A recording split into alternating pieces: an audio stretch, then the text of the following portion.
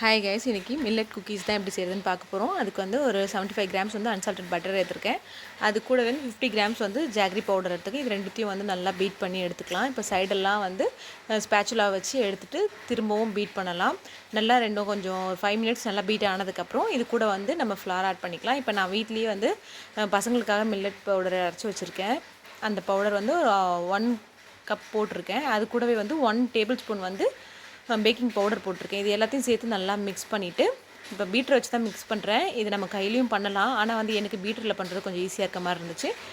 நல்லா பீட் பண்ணிட்டு இது கூட வந்து நான் 2 டேபிள் ஸ்பூன் வந்து மில்க் ஆட் பண்ணேன். அது வீடியோ நான் ஆட் பண்ண மறந்துட்டேன். இப்போ வந்து இந்த டோ வந்து ஒரு கிளிங் ரேப் பண்ணிவிட்டு நம்ம தேவையான ஷேப்புக்கு கட் பண்ணிவிட்டு அதுக்கு மேலே கொஞ்சம் நட்ஸ் போட்டுட்டு 15 to 20 மினிட்ஸ் 180 டிகிரியில் பேக் பண்ணி எடுத்தால் சூப்பரான க்ரன்ச்சியான பிஸ்கெட் ரெடி.